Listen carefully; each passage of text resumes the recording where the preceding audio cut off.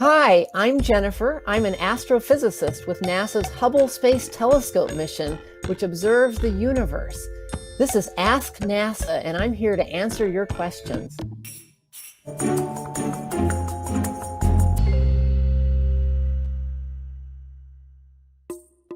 The Hubble Space Telescope has been operating for 30 years, but it's still very powerful. I think we humans have a curiosity about how we fit into the natural world and how our planet fits into this much larger universe.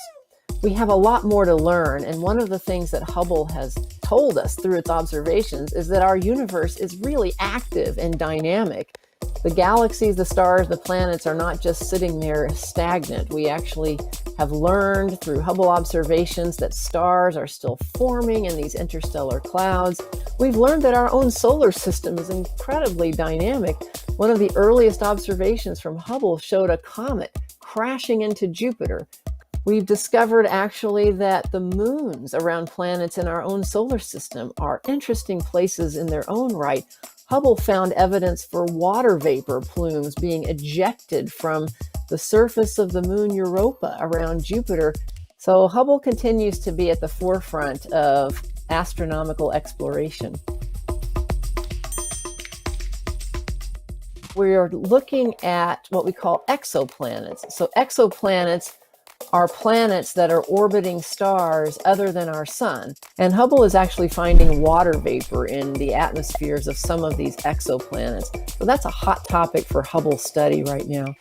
On the bigger scale, we were very surprised when it was determined that the expansion rate, that is the rate that space is stretching and the galaxies seem to be moving apart from each other, is increasing. In other words, the universe expansion is accelerating.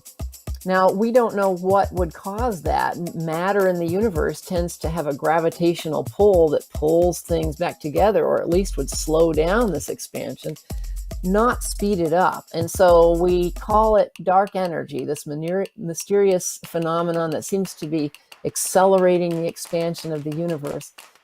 The Hubble Space Telescope receives commands transmitted up from the ground.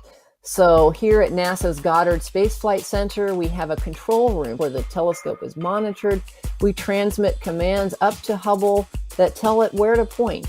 The data are recorded, and eventually scientists will determine the answers to the questions they were trying to ask by taking these observations. Now, the images from Hubble that most of us really enjoy looking at, these images of galaxies and nebulae and stars and planets, the websites like nasa.gov/Hubble and hubblesite.org host these images. They're freely available, and our exposures with Hubble are going on every single day, so we're still a very active observatory.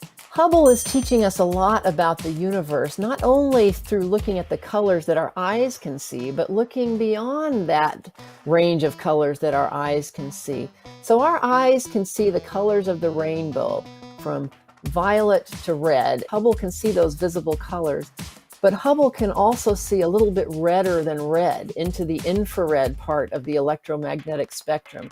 And Hubble can see a little bit bluer than blue into the ultraviolet part of the electromagnetic spectrum. But a lot of things in space that we're interested in emit their radiation in those invisible colors.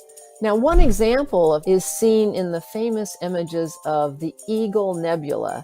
Now, with Hubble's visible light camera, you can see these dramatic pillars.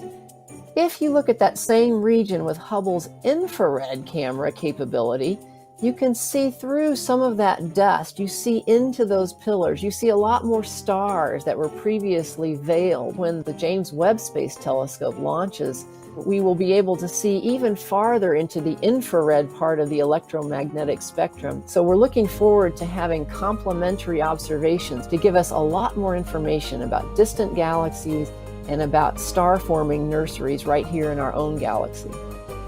The Hubble Space Telescope can see deep into space, which is really looking deep back in time, because it's taken time for distant objects to have their light traverse space to get to us. Some of the galaxies that Hubble has seen are shining to us from millions of years in the past. And some of the galaxies that Hubble has seen have taken billions of years to get to us. We typically think in terms of light years instead of miles or kilometers when we're talking about deep space because the distances are so vast.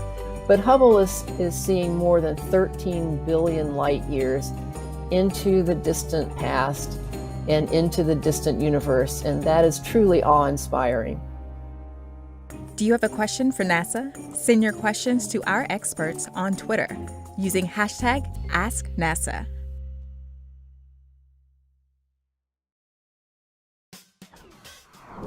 For more episodes of Ask NASA, click the playlist.